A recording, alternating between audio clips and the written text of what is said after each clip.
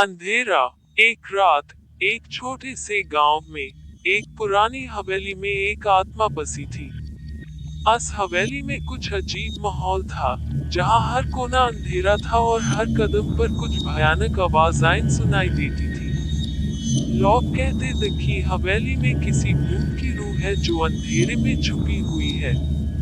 एक दिन, एक शुरुआती कहानी की तरह, एक नौजवान लड़का गांव के नजदीक से गुजर रहा था जब उसने हवेली को देखा। उसने सोचा कि ये एक अच्छी जगह होगी अपने एडवेंचर के लिए और उसने हवेली में प्रवेश किया। हवेली के अंधेरे में अंदर जाते ही उसने महसूस किया कि वहां कुछ अनोखा है। उसने एक खौफनाक चीख सुनी, पर उसने सोच लिया कि ये सिर्फ उसकी कल्पना की आवाज है। पर फिर वो चीख दोहराई गई और ये बार बार होती गई।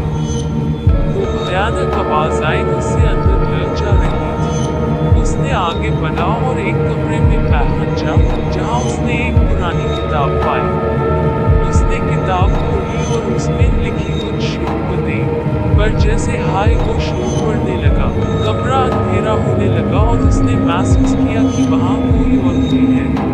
तभी एक आत्मा उसके सामने आई और उसने उससे बताया कि वो यहाँ एक साल से बैंड है और किसी की मदद की तलाश में है। नौजवान लड़का का दिमाग घूम गया और उसने भागते हुए हवेली से बाहर निकलने की कोशिश की, पर हवेली का दरवाजा बंद हो गया। उसने भरी सांस ली और फिर वो आत्मा की मदद किया।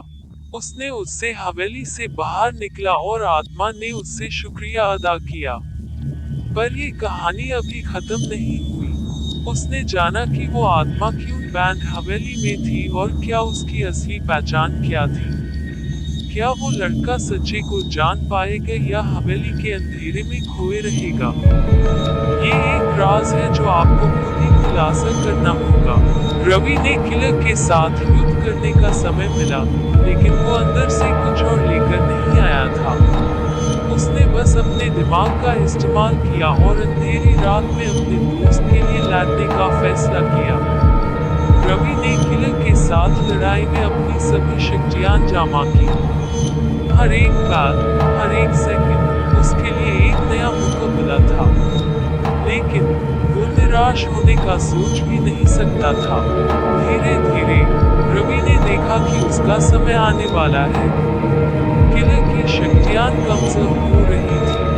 वो एक आखिरी प्रयास किया, एक तेज और प्रभावित धक्का मारा, जो उससे पीछे धक्का दिया।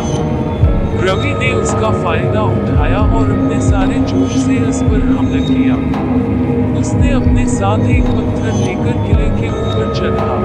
किले की आखिरी सांस भी उस पत्थर के नीचे दब गई। लड़ाई के बाद रवि ने पुलिस को बुलाया और किले को उनके कब्जे में कर दी। जब पुलिस पहुंची, रवि और राहुल का हौसला बुलंद था। वे दोनों एक दूसरे को देखकर मुस्कुराए। पुलिस ने उन्हें पूछा, तुम दोनों ठीक हो? रवि ने मुस्कुराकर कहा, हाँ, हम ठीक हैं। लेकिन ये सब कैसे हुआ?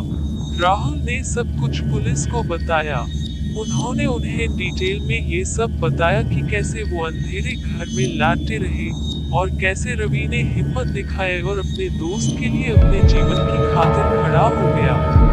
पुलिस ने रवि को सलाम किया और उन्हें ब्रेवरी के लिए बधाई दी। उन्होंने उन्हें एक सम्मान पत्र भी दिया।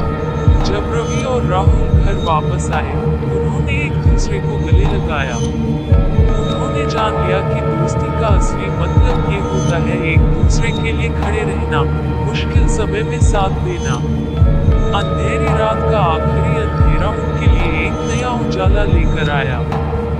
वे दोनों आप हमेशा के लिए एक दूसरे के साथ हर मुसीबत का सामना साथ में करने को तैयार।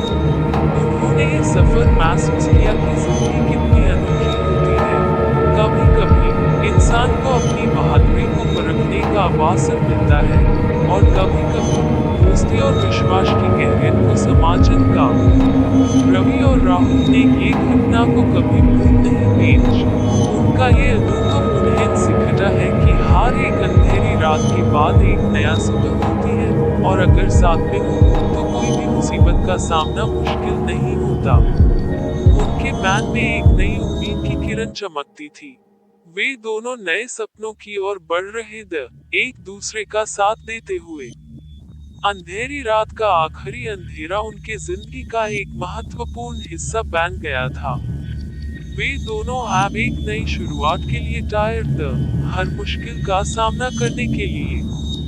और उनकी दोस्ती उन्हें हमेशा साथ निभाने की शक्ति देती रहेगी। बस का भूत। एक रात की भयानक यात्रा। एक अंधेरी रात थी, जब एक पुरानी बस अकेली सड़क पर चलती थी। उस कुछ लोग जो शहर से दूर जा रहे थे, और कुछ ऐसे भी जो कहानियों में सुना हुआ प्रेम का सच जान के लिए सफर कर रहे थे। अंत से एक था अंकित, एक एडवेंचर सीकर लड़का, जो हमेशा खतरनाक अनुभवों की तलाश में रहता था। उसके साथ थी उसकी दोस्त साक्षी, जो दोस्तों के साथ हर मुसीबत में होती थी।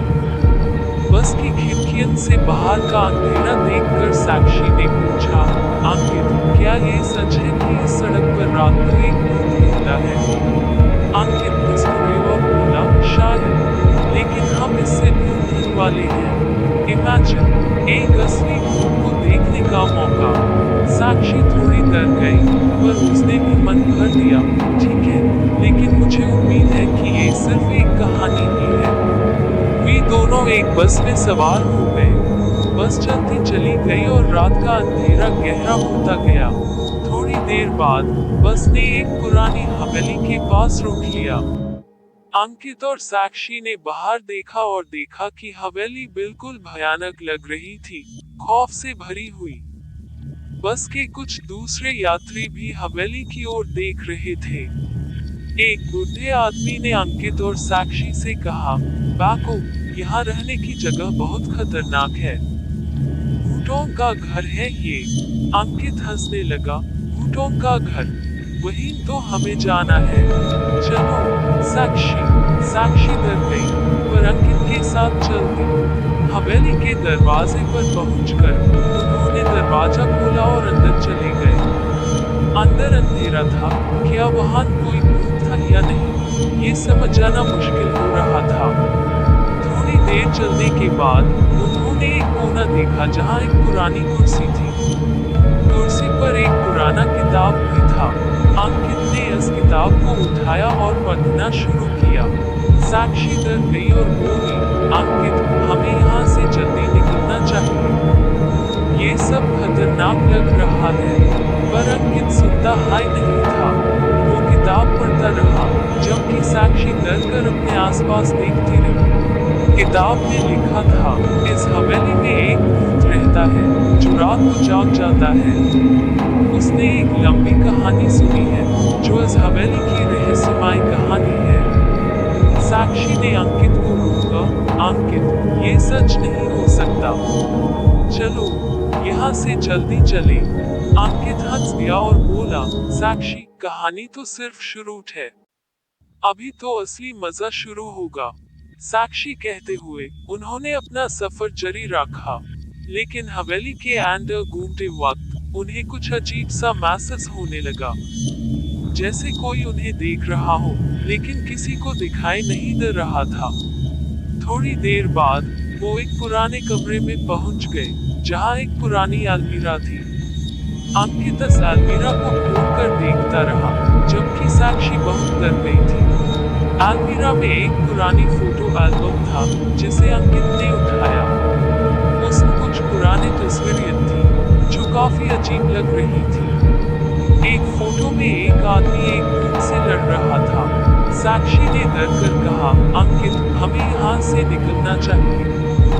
ये सब कुछ भयानक लग रहा है।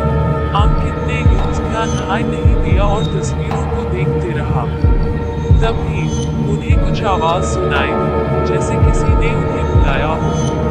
अंकित और साक्षी डर गए और जल्दी से वहां से बाहर निकलने की कोशिश करने लगे। लेकिन हवेली में उन्हें रास्ता भूल गया था। हर तरह से उनका रास्ता बैन था, जैसे उनके साथ कुछ गलत होने वाला हो। तभी एक भयानक आवाज ने उन्हें डरा दिया, तुम यहाँ से नहीं जा सकते। ए फ्लैग, तुम्हारा ये सफर खत्म हो गया है। अंकित और साक्षी ने पीछे घूम कर देखा और देखा कि एक भूत उन्हें देख रहा था। उसकी आंखों में खौफ भरा था और उसने उन्हें पकड़ लिया।